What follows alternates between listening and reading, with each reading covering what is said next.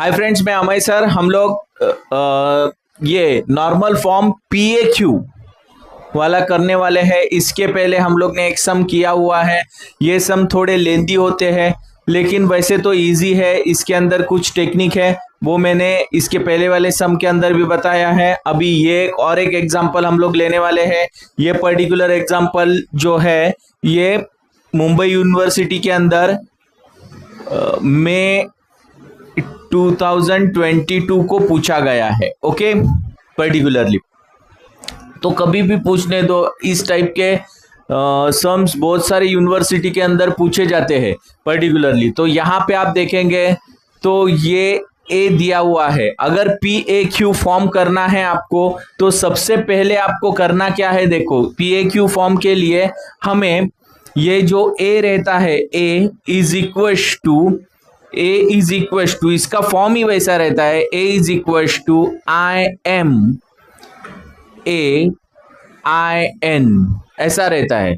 ये जो M जो रहता है ये रो के लिए रहता है, ये रहता है कॉलम के लिए। ओके, ये इसके पहले वाले सम के लिए भी मैंने कहा था। तो ये जो पर्टिकुलर है ये ए यहाँ पे लिखना है आपको, जैसे दिया है वैसे लिख लेना है। 3 2 2 3 5 1 1 4 1 3 1 3 4 5। ओके, इस तरह से लिख लेना है। इसके बाद यहां पे मैं कहता हूं M जो है वो IM जो है वो रो के लिए है। रो कितने हैं इसके अंदर? 1 2 3 रो है, मतलब आइडेंटिकल मैट्रिक्स 3 into 3 वाला रहेगा, मतलब 1 0 0 0 1 0 0 0 1। ओके, बीच में ए रहेगा। इसके बाद मैं कहता हूं AN है। क्या है? AN है।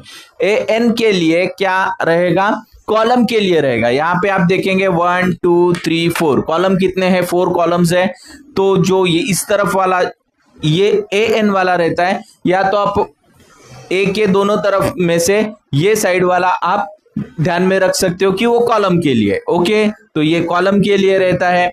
तो 4 कॉलम्स है, तो 4 कॉलम्स आपको लिखने हैं 1 0 0 0 0 1 0 0 0 0 1 0, इसके बाद 0 0 0 1, इस तरह से चलेगा। ओके, अभी आप पर्टिकुलरली देखेंगे तो ये हो गया रो के लिए, रो ऑपरेशन के लिए ये आइडेंटिकल मैट्रिक्स है। और ये जो पर्टिकुलर है ये इस तरफ वाला, ये 4 into 4 वाला, ये 3 into 3 है देखो, और ये 4 into 4 है। ओके, तो ये कॉलम ऑपरेशन के लिए।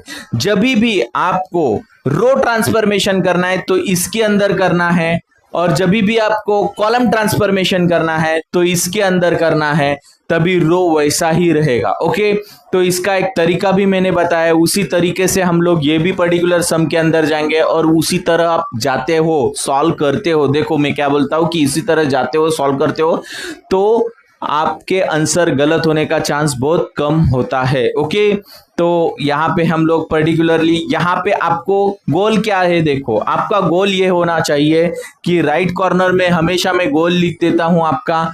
तो ये आपका गोल है, यहाँ पे 1 लाना है, 0 0, यहाँ पे 0 0 0, इस तरह चलना है। लेकिन सबसे पहले आपको क्या लाना है? 1 लाना है। क्या लाना है? 1। तो ये इस कॉर्नर पे ये, तो यहाँ पे आपको देखना है 1 मौजूद है क्या? हाँ मौजूद है, क्योंकि ये पर्टिकुलर सम के अंदर मौजूद है, तो टेंशन है नहीं। तो यहाँ पे मौजूद है, इसलिए कुछ प्रॉब्लम है नहीं है। तो मैं इधर 1 लिख लिया। ओके, कुछ प्रॉब्लम है नहीं। लेकिन अभी सेकेंड टारगेट, इधर तो 1 मिला है हमें, लेकिन यहाँ पे और यहाँ पे 0 लाना है। क्या बोल रहा हूं मैं? यहाँ पे 0 लाना है। तो यहाँ पे 0 लाना है, तो हमें करना क्या पड़ेगा? रो ट्रांसफॉर्मेशन करना पड़ेगा। तो ये जो रो है ये R1 है, ये R2 है, ये R3 है। तो यहाँ पे हम लोग R2 माइनस R1 करेंगे, और यहाँ पे R3 माइनस R1 करेंगे। अभी ये 0 होने के लिए ये 2 जो है, 2 का एलिमेंट 2 है, तो यहाँ पे भी 2 आना चाहिए। हमारे पास 1 है, तो इसको अपोजिट मतलब 2 से मल्टीप्लाई करो और ये 2 पॉजिटिव है तो निगेटिव कर दो। यहाँ पे तकलीफ है नहीं क्योंकि 1 है तो 1 भी रहेगा, इसलिए माइनस साइन जोड़ दो। ओके, अभी ये ऑपरेशन हमें इसके अंदर पहले करना है और यहाँ पे आपको ये सबसे पहले ऑपरेशन करने के पहले किस रो के अंदर और किसके अंदर ऑपरेशन चलने वाले हैं उसी को छोड़ देना है, बाकी जो वैसे के वैसे रहने वाले उसको पहले लिख लेना है, ऐसा मैं बोल देता हूं। तो इसके अंदर सी के अंदर कॉलम ट्रांसफॉर्मेशन नहीं होने वाला है इसके अंदर, तो ये वाला बंदा तो वैसा रहेगा, तो इसको पहले लिख लो, क्योंकि जितना इस तरह से जाएंगे आप उतना आपके लिए भी अच्छा रहेगा और सम आसानी से सॉल्व हो पाएगा। ओके, अभी इसके अंदर भी जो रो है, ये पर्टिकुलर रो है, इसके अंदर कुछ असर नहीं होने वाला है रो ट्रांसफॉर्मेशन का, ये रो में भी असर नहीं होने वाला है, तो इनको पहले लिख लिया। अभी बचे हुए ये इनके अंदर, इसके अंदर और इसके अंदर असर होने वाला है और इधर भी होने वाला है, तो यही पर्टिकुलर अभी ये सब एलिमेंट में लिख के लिए है पहले, उनके ऊपर कोई भी असर होने वाला नहीं है। जो रो ट्रांसफॉर्मेशन करने या कॉलम ट्रांसफॉर्मेशन करने के पहले आपको जिन एलिमेंट के ऊपर असर नहीं होने वाला है वो पर्टिकुलर एलिमेंट आपको वैसे के वैसे लिख लेने चाहिए। इससे क्या होता है कि बाद में लिखेंगे तो गलती होने का चांस बहुत बढ़ता है। तो यहाँ पे देखो, यहाँ पे आपका 0 हो गया, यहाँ पे भी 0 हो गया। ओके, इसके लिए तो ऑपरेशन किया हम लोग ने ये। अभी ये पर्टिकुलर इसके अंदर ऑपरेशन चलेगा। मैं क्या बोलता हूं कि सीधा सीधा आप लिख लो ये फॉर्मूला के जैसे। अभी R2 के वैल्यूज क्या है, 3 है, 5 है, 1 है, माइनस माइनस माइनस, इसके बाद multiplication factor 2 2 2 into into into, और इसके साथ 1 है, R1 है, R1 के वैल्यूज लिख लो 2 3 3 3 3 3 2। ओके, और इसके वैल्यूज निकालो।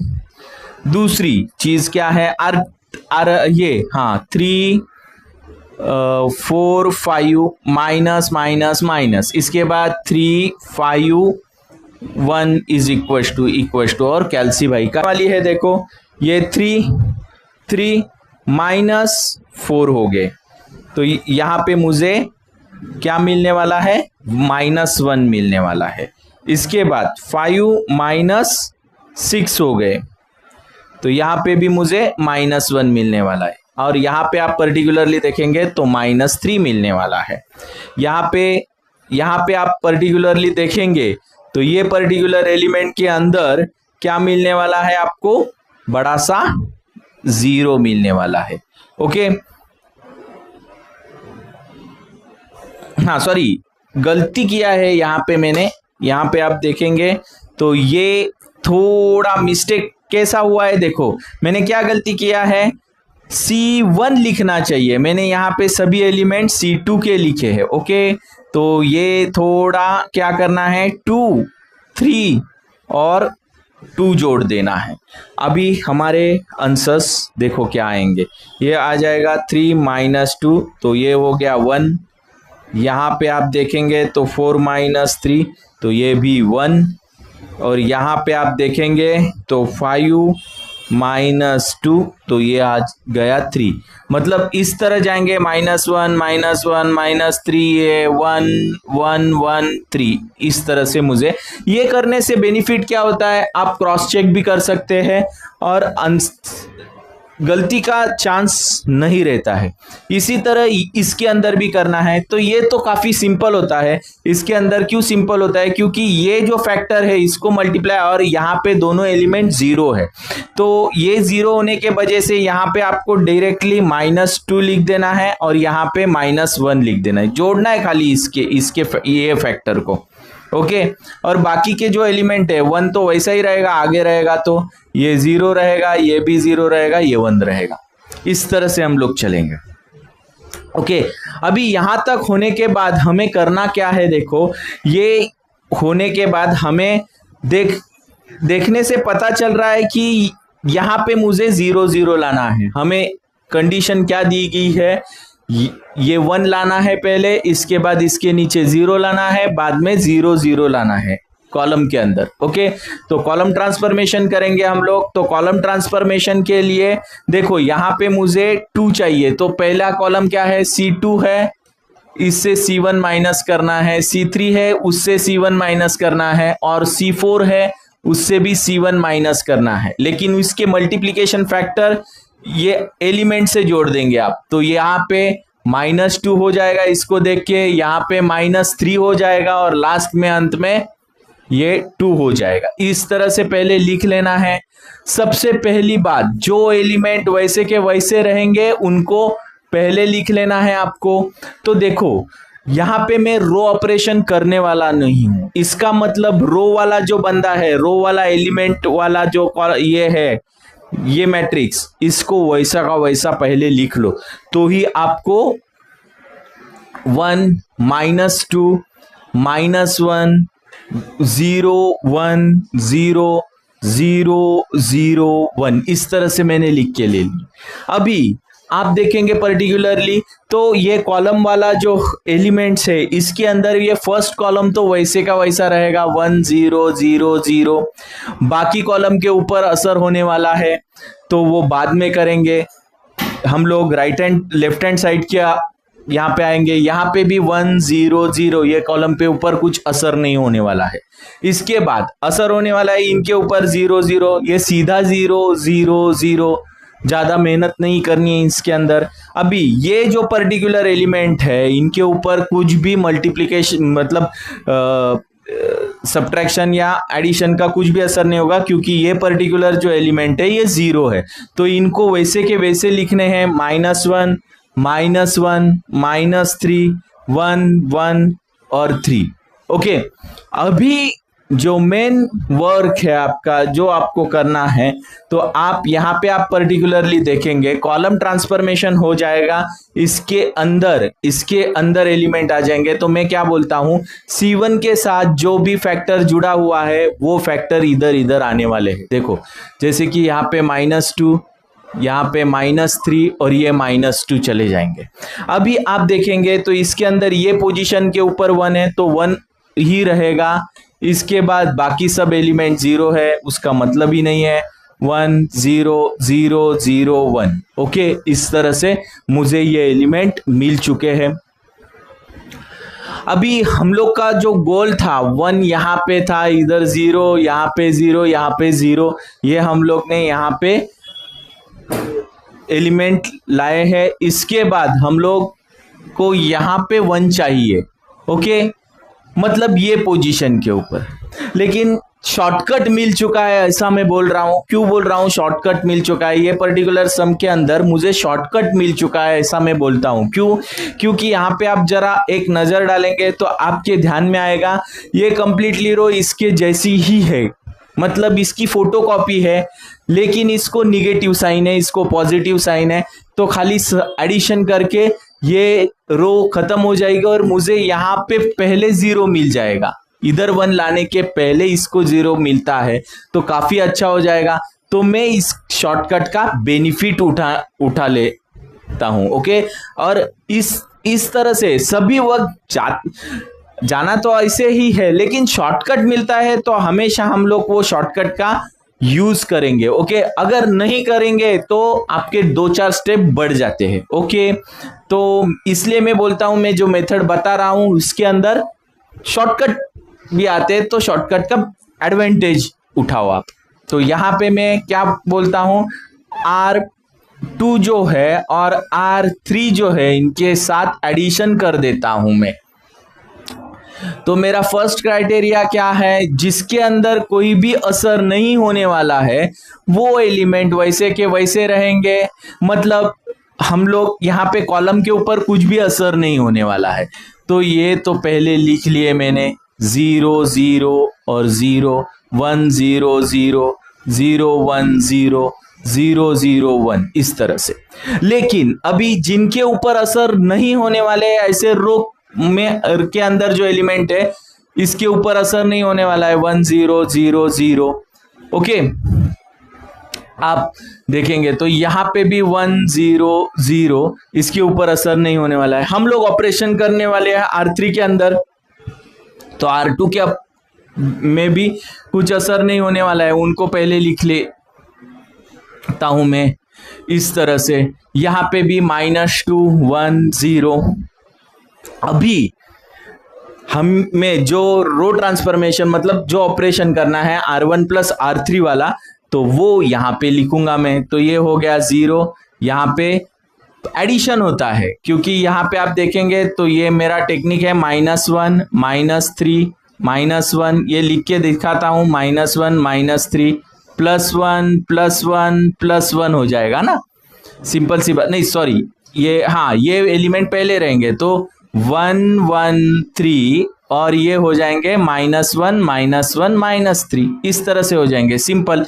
तो यहाँ पे देखो क्या आने वाला है, यहाँ पे सभी एलिमेंट 0 आ जाएंगे। ओके, तो इस तरह से चलेगा। लेकिन यहाँ पे आप ये थोड़ी प्रिकॉशन लेनी जरूरी है कि यहाँ पे इस तरह से ही चलना है क्योंकि ऐसे एलिमेंट है नहीं। तो हम लोग क्या करेंगे, देखो ये एलिमेंट पहले लिखेंगे -1 0 1 प्लस प्लस प्लस -2 1 0। ओके, और बाद में कैल्सी भाई का हेल्प लेंगे इसके लिए। तो ये तो हो गया आपका -3, ये हो गया 1 और ये हो गया 0। तो -3 1 0, इस तरह से मुझे यहाँ पे एलिमेंट मिल चुके हैं। 1 + 0 क्या आता है, 1 आता है, लेकिन गलती से मैंने 0 लिख दिया था तो यहाँ पे भी 1 आ जाएगा। ओके, तो यहाँ पे देखो हमें करना क्या है। अभी ये एलिमेंट मिलने के बाद हमें बढ़ना क्या है, कहाँ पे बढ़ना है, तो हमें ये पोजीशन के अंदर 0 लाना है। ओके, तो ये 0 और ये 0 लाना है। ओके, तो पहले हम लोग इनको 0 लाएंगे और बाद में ये तो 1 मिल चुका है, खाली साइन बदली करना है। वो लास्ट में भी बदली कर सकते हैं ना, ऐसा नहीं है कि पहले ही बदली कर दो करके। ओके, तो इसके लिए स्टेप ज़्यादा बढ़ाने की ज़रूरत नहीं है आपको। तो डायरेक्टली देखो मैं क्या कर दूंगा, यहाँ पे simple C2 minus C1 sorry C3 minus C2, minus है दोनों के अंदर, माइनस जोड़ दूंगा, और यहाँ पे C4 माइनस C2, लेकिन इसके साथ अगर ये माइनस है तो यहाँ पे मैं 3 जोड़ देता हूँ। ओके, तो यहाँ पे देखो हमारे कैलकुलेशंस क्या आएंगे। पहले ये जो ऑपरेशन चलेगा ये कॉलम के अंदर चलने वाला है, तो रो के एलिमेंट सभी वैसे के वैसे लिखने जरूरी है आपको। 0 -3 1 1, ये A हो गया। इसके बाद 1 -2 -3 -2 1 0 1 0 0 0 0 1 0 0 0 0 1। ओके, इस तरह से हो गया। अभी ये पर्टिकुलर सॉरी कॉलम के अंदर जो ट्रांसफॉर्मेशन होंगे इसके लिए कॉलम के एलिमेंट वैसे ही रहेंगे। कौन से कॉलम में, 3 और 4 के अंदर। तो 3 और 4 को हमें कट करके वैसे ही रखना है। C1 और C2 के अंदर कुछ असर नहीं होने वाला है, तो C1 और C2 पहले लिख के ले लिए मैंने।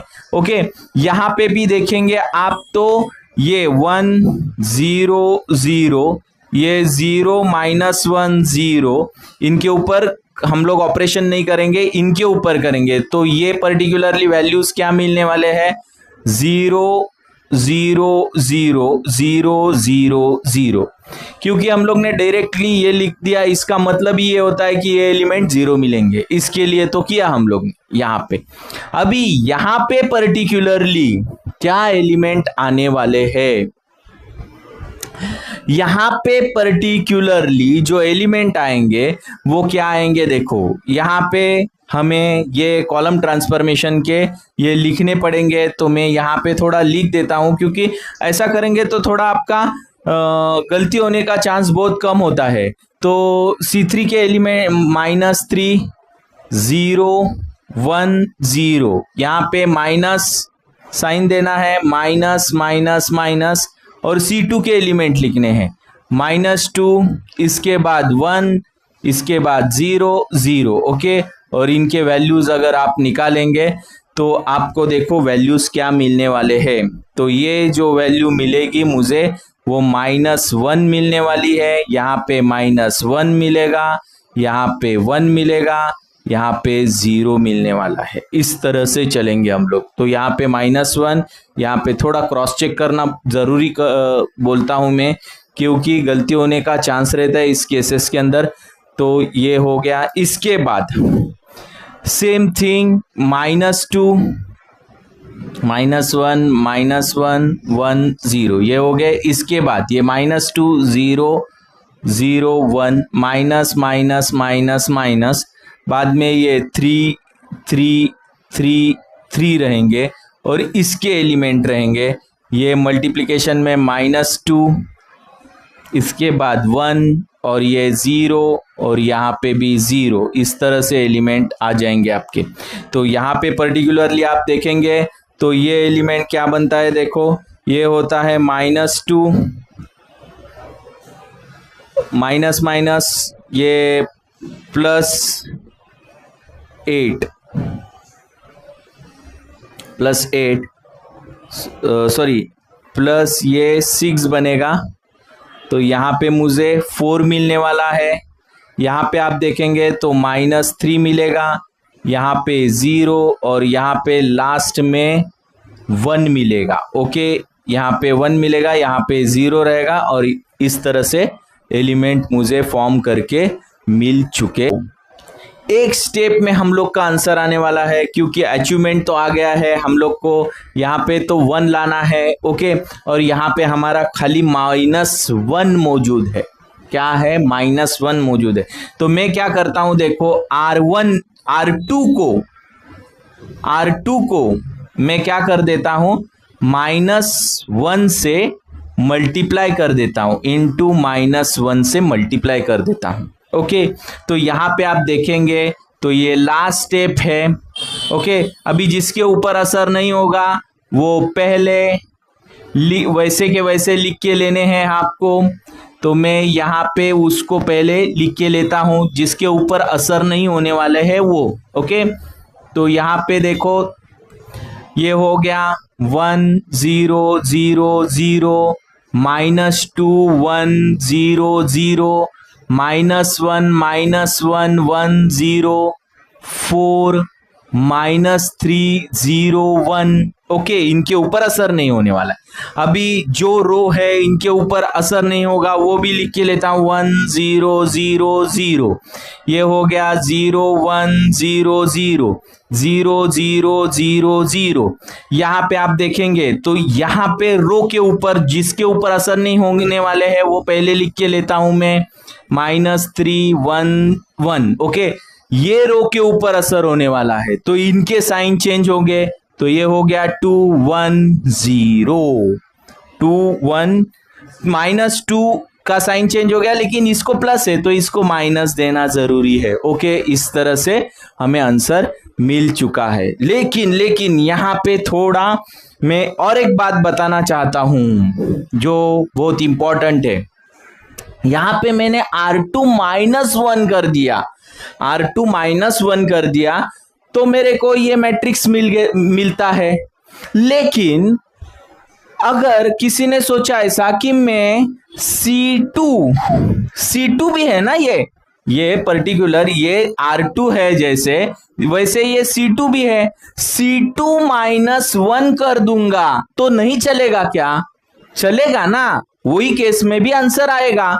लेकिन ये भी निकाल के दिखाता हूं आपको, इससे क्या होता है। देखो ये 1 0 0 0 ये 0 1 0 0 0 0 0 0। ओके, तो माइनस करने के वजह से ये हो गया। अभी यहाँ पे देखो ये पर्टिकुलर केस के अंदर रो के ऊपर असर नहीं होगा तो रो वैसे का वैसा लिखना पड़ेगा मेरे को, 1 -2 -3 0 1 1, इसके बाद 0 0 0 a।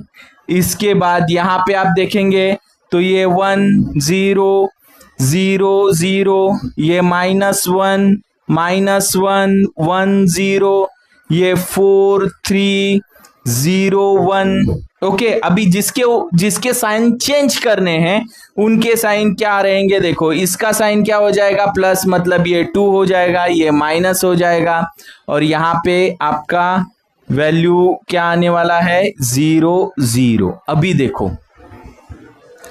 अभी दोनों को चेक करो, चेक करने के बाद आपको पता चलेगा कि माइनस साइन ये कॉलम मतलब ये पी के अंदर चेंज हो गया है। ओके, तो यहाँ पे ये जो वैल्यू है ये पी की है, ये वैल्यू है क्यू की, तो ये हो गया पी ए क्यू फॉर्म। जैसे कि ये वैल्यू है पी की और ये वैल्यू है क्यू, ये ए की और ये अंत में ये वैल्यू है क्यू की। ओके, तो आप देखेंगे यहाँ पे जो पी मिल रहा है ये इससे थोड़ा अलग है, और यहाँ पे जो Q मिल रहा है ये इससे थोड़ा अलग है, क्योंकि साइन के डिफरेंस के वजह से अलग है। ओके, इसका ये ऐसा करके मैं क्या बताने जा रहा हूं, आप थोड़े भी कॉलम और रो ट्रांसफॉर्मेशन के अलग कुछ आपके दिमाग के हिसाब से या आपके सोच के हिसाब से थोड़े अलग ये करते हैं और आपका गोल ये अचीव होता है, तो P और Q के वैल्यू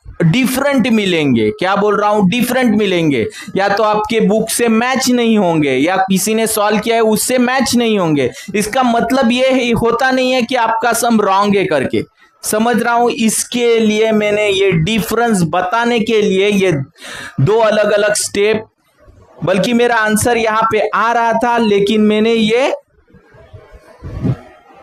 आपको समझने के लिए यहाँ पे करके दिखाया है, जिससे आपको पता चले कि पी हम लोग के ऑपरेशंस अलग लेने से पी और क्यू के वैल्यूज अलग होते हैं। ओके, तो यहाँ पे मुझे तो ये आंसर मिल चुका है। ये बहुत इंपॉर्टेंट डिफरेंस था, बहुत स्टूडेंट्स के मन के अंदर डाउट रहता है कि ऑपरेशन अलग लेने से आंसर तो अलग हो रहा है, मतलब मेरा आंसर गलत हो रहा है पी और क्यू का, वैसा है नहीं। ओके, तो यहाँ पे आप देखेंगे तो यहाँ पे मुझे रैंक क्या मिल चुका है, रैंक इज इक्वल टू, तो यहाँ पे आप देखेंगे तो ये जो रो है इसके अंदर 1 और 2 दो ही 1 मौजूद है, इसका मतलब I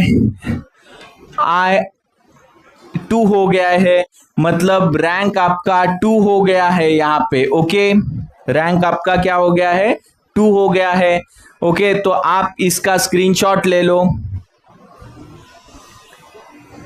ओके, तो यहाँ पे देखो ये सम थोड़े लेंदी होते हैं, लेकिन थोड़ा कंसंट्रेशन करके ये पर्टिकुलर सम को आप सॉल्व करना है और एक ही मेथड से जाना है। ओके, एक ही मेथड से जाना है और कंटिन्यूअस प्रैक्टिस से आपको ये ऑपरेशंस भी काफी आसान गिरेंगे। ओके, तो मेरे और भी आप मेरे प्लेलिस्ट में जाके देखेंगे तो बहुत से एग्जाम्पल्स मैंने सॉल्व करके दिखाए हुए हैं, तो आप प्लीज मेरे प्लेलिस्ट में जाके देखो तो आपको काफी आसानी होगी। ओके, और आपको ये पर्टिकुलर सम के अंदर कोई भी डाउट है, क्वेश्चन है, तो कमेंट बॉक्स में कमेंट करके जरूर पूछ लेना। और अगर मेरे वीडियो आपको अच्छे लगते हैं तो लाइक, सब्सक्राइब और शेयर ज्यादा से ज्यादा करना। Thanks for watching my